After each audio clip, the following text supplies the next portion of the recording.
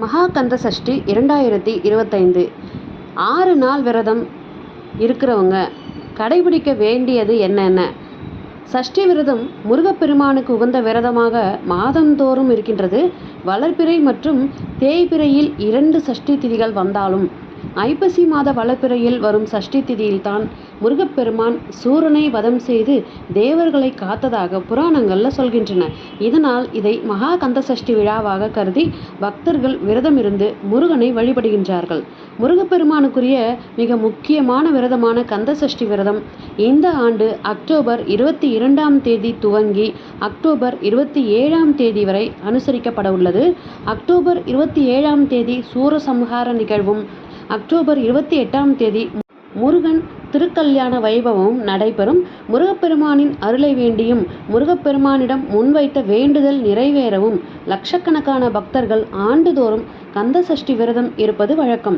முருகனுக்கு 48 நாள் கந்த சஷ்டி விரதம் இருப்பவர்கள் செப்டம்பர் 10ஆம் தேதி துவங்கி விரதம் கடைபிடித்து வருகின்றனர். அப்படி 48 நாட்கள் விரதம் இருக்க முடியாதவர்கள் 21 நாள் விரதம் இருப்பார்கள். 21 நாள் விரதம் கந்த சஷ்டி விரதம் இருப்பவர்கள் அக்டோபர் 10ஆம் தேதி விரதத்தை துவங்கி இருப்பார்கள். இது எதுவும் முடியாதவர்கள் கந்த சஷ்டி விழா நடைபெறும் 7 நாட்களும், அதாவது ஐப்பசி மாத அமாவாசைக்கு பிறகு வரும் பிரதமை திதியில் துவங்கி சஷ்டி அன்று நடைபெறும் சூரசம்ஹாரம் அன்று சிலர் விரதம் நிறைவு செய்து கொள்வார்கள். இன்னும் சிலர் திருக்கல்யாணம் அன்று விரதத்தை நிறைவு செய்வார்கள். கந்த சஷ்டி விரதத்தை 6 நாள் கடைபிடிப்பவர்கள் என்ன செய்ய வேண்டும், என்ன செய்யக்கூடாது என்பதை பற்றி நம்ம இந்த பதிவில் பார்த்துடலாம் வாங்க. கந்த சஷ்டி விரதம் 6 நாள் இருப்பவர்கள் வீட்டில் அசைவம் சமைக்கவோ சாப்பிடவோ கூடாது. புகை மது எடுக்கக்கூடாது. காலில் செருப்பு அணியக்கூடாது. காப்பு கட்டிட்டு இருக்கிறவங்க பொதுவாக காலில் செருப்பு போட மாட்டாங்க. ஸோ 48 நாள் விரதம் இருப்பாங்க காப்பு கட்டிக்கிட்டு இருக்கவங்க. ஸோ அந்த மாதிரி இருக்கிறவங்க காலில் செப்பல் போட மாட்டாங்க. அடுத்தது விரதம் இருக்கிறவங்க விரத தினங்களில் இந்த 6 நாட்களில் கண்டிப்பாக மத்தியானத்தில் தூங்கக்கூடாது.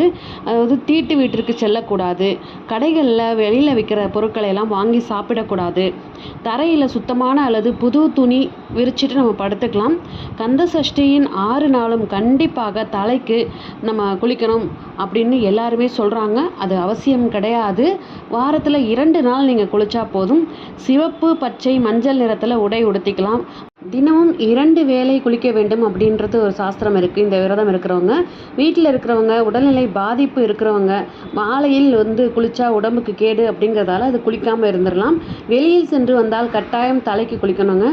தேவையற்ற வார்த்தைகள், வாக்குவாதம்லாம் இந்த 6 நாளில் இருக்கக்கூடாது. இந்த கந்தசஷ்டி விரதம் இருக்கும் 6 நாட்களும் தாம்பத்தியத்தில் கண்டிப்பாக ஈடுபடக்கூடாது. குழந்தை வரம் வேண்டுபவர்கள் தம்பதிகளாக விரதம் இருந்து வழிபடுவது சிறப்பு. மாதவிலக்காக இருந்தால் பூஜை அறைக்கு செல்லாமல் வீட்டில் உள்ளவர்களை தீபம் ஏற்ற சொல்லிவிட்டு விரதம் மட்டும் இருக்கலாம். கலசம் வைக்காமலும் காப்பு கட்டாமலும் முருகனின் படம் வைத்து கந்தசஷ்டி விரதம் இருக்கவும் செய்யலாம். காலையில் வைத்த நைவேத்தியத்தை மாலை நேர பூஜைக்கு அப்படியே வைக்கக்கூடாது. புதிதாக நைவேத்தியம் படைத்து தான் வழிபட வேண்டும். கோவிலுக்கு சென்றோ வீட்டிலோ சூரசம்ஹாரம் பார்ப்பவர்கள் சூரசம்ஹாரம் முடிந்தவுடன் கண்டிப்பாக தலைக்கு குளிக்க வேண்டும். எந்த விரதம் எடுத்தாலும் சரி சூரசம்ஹாரம் முடிந்ததும் 1 டம்ளர் பால் குடிக்க வேண்டும். 7ஆம் நாள் திருக்கல்யாணம் முடிந்துதான் கந்தசஷ்டி விரதத்தை பூர்த்தி செய்ய வேண்டும். எந்த விரதம் இருந்தாலும் தினமும் தண்ணீர் கண்டிப்பாக அதிகம் குடிக்க வேண்டும். தண்ணீர் குடிக்காமல் விரதம் இருக்கக்கூடாது. மற்றபடி உடல்நிலை சரியில்லாதவர்கள், அதாவது மாதமாக இருப்பவர்கள், நோய்வாய்ப்பட்டவர்கள் மற்றும் மருந்து மாத்திரை எடுப்பவர்கள் இவங்கெல்லாம் இதில் விதிவிலக்கு. இவங்கெல்லாம் 1 வேளை உணவோ அல்லது 2 வேளை உணவோ எடுத்துக்கிட்டு முருகப்பெருமானை இந்த கந்தசஷ்டி 6 நாட்களும் வழிபடலாம். இந்த மாதிரி இருக்கிற பட்சத்தில் இவங்களுக்கு 48 நாள் முருகப்பெருமானை நினச்சி விரதம் இருந்த அந்த கண்டிப்பான பலன்கள் கண்டிப்பாக கிடைக்கும் அப்படிங்கிறதுல எந்த சந்தேகமும் கிடையாது. இது போன்ற ஆன்மீக தகவல்களை பெற நம்ம சேனலை உடனே சப்ஸ்கிரைப் பண்ணி சப்போர்ட் பண்ணுங்கள். ஒருவேளை இந்த பதிவு உங்களுக்கு பிடிச்சிருந்தா இந்த பதிவுக்கு ஒரு லைக் கொடுத்துட்டு உங்கள் ஃப்ரெண்ட்ஸ் அண்ட் ஃபேமிலிக்கு ஷேர் பண்ணி பாருங்கள். நன்றி, வணக்கம்.